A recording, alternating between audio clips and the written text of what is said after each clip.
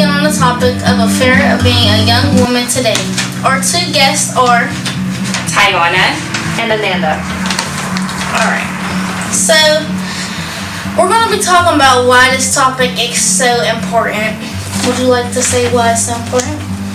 Because a lot of young women are being targeted by older men or men in general, and we feel like that it's important to bring attention to it so we can help other women prevent situations like this.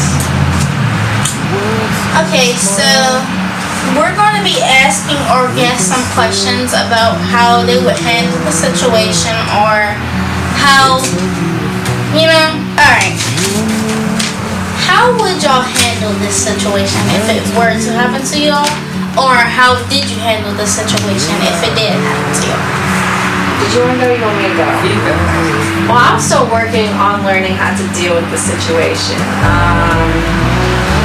For numerous of reasons. Like, I think one of the reasons why women maybe struggle with dealing with men, in the sense of like when they're being predators, is for numerous of factors. Like, mine has to be like, when I grew up, I was taught like, oh, I was speaking to like an older gentleman, so I'm always thinking like, just because this guy's old, he's a gentleman, I'm giving them the benefit of the doubt.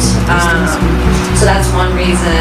And then also just grew in a household, and I know it's like saying jokingly, but I think a huge issue was always hearing that women are meant to be seen, not heard.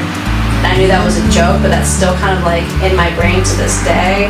So through years of, and I mean starting from like probably when I was in middle school, because I just developed faster than the other girls did. So I would have guys hitting on me thinking I'm like 18, 19, but I'm actually like 14 or like 13.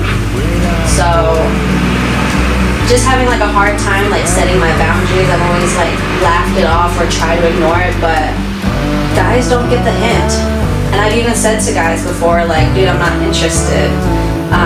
And then I developed a stalker. So like, I'm still trying to figure out what is it that I can do, but I think I'm learning that I have to give myself a certain respect by putting up these boundaries, by saying like, dude, bye. Essentially, just bye.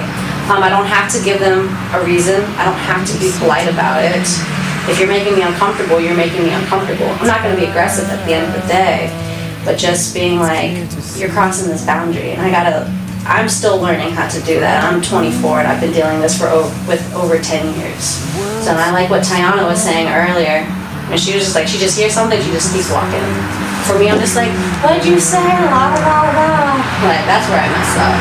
Yeah, the reason why I say when I hear something I just walk away is only because some guys, they don't take the fact of being rejected really well. So you don't even know how that guy want to react. I'm much younger, I'm 21, so like I go out and so it's a lot. When drunk men, when they get rejected, you never know how they want to act. They might come out and be like, hey, no, they grip you up and say, hey, no, you just rejected me, why you do that? So it's like sometimes you gotta figure out when it's the right time to say no, or when it's the right time to just walk away and let them go. Now I'm still dealing with this situation where men will try to hit on me a lot, and they would be much older than me, like 40. There was a time when I went out and it was like someone's granddad was like trying to hit on me. Like, he was like literally like 56, and he's like, oh, I don't care how old you are, I have kids your age. And I'm like, ew. I'm okay. And he was still going on and on and on about how he can change my life, how he can make my life different. I'm like, okay, well, it's still a no. You can't bribe me into talking to you, and some guys will not take that well. So it's kind of hard to say how I would deal with the situation, because there's never a right way to deal with that situation. But you just gotta know what to do in that situation, and when it's the right time to say no or the right time to just walk away. Sorry, go ahead. You want to start over? Go ahead. By what we just heard, we obviously, we know that they felt uncomfortable, and these men were trying to continue to bribe them. So, Yeah, so our message is that basically it's not okay and you should protect yourself. Now the next question is, what are ways you think that you can protect yourself in a situation, like such as weapons or mace or walking away, ignoring, like what is your Taser. Yeah. I've always wanted to taste somebody. They got a whole bunch of them on Amazon. They're also cute. Oh yeah. Yeah, but like, what are ways y'all think y'all can protect yourself in these situations? Well, to start with, and this is a bad habit that I have, that like I like going for my own adventures. I love being by myself, which I know can be a dangerous thing. So I still make sure, like, okay, if I got headphones on, turn the volume down, have one out so I can hear like any footsteps. Be aware of, do I see any shadows? Cause like I'm the type of person where like I'm usually in like la da da land, like I'm dreaming, I'm in the clouds. But say if it's darker and I'm by myself, I have to be more aware of my surroundings. So yeah, listening for anything, checking like do I see any shadows, and always checking like behind me. Checking like alleys, not like say I'm gonna go walk in the alley and be like, who's there? But just like peeking my head around the corner. And then I'm very thankful that I have a boyfriend that understands our situation as women. So even having somebody that you trust, like I find having a buddy system helps. I don't carry any weapons, which is something I should probably start doing. Just the idea of like stabbing somebody like grosses me out. So how I handle a situation, or what I would do is I usually keep mace like in my car or something. My mom made me like a defense keychain, so I had one of those in my car. And I also, like when I'm in that situation, I feel uncomfortable when I see a man just keep trying.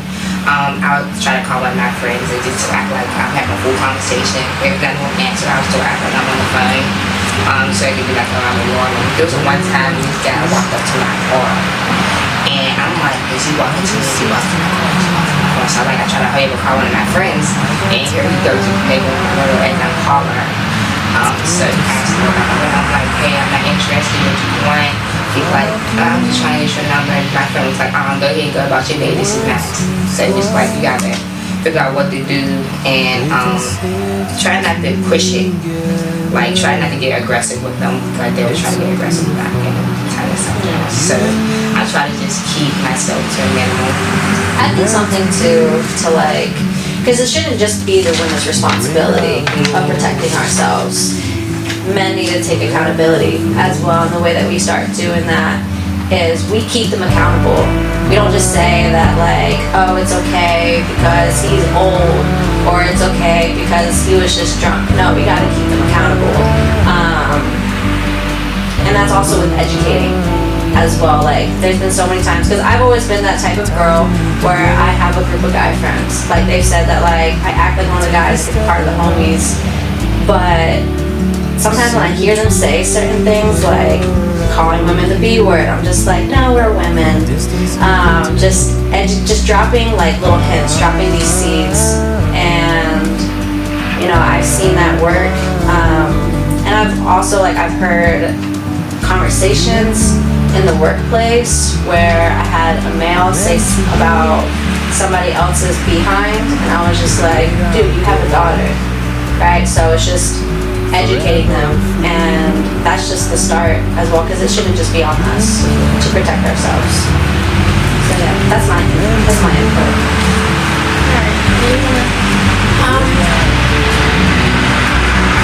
Also about protecting yourself, I feel like if you don't think that you have the confidence to protect yourself, then maybe you shouldn't go anywhere by yourself.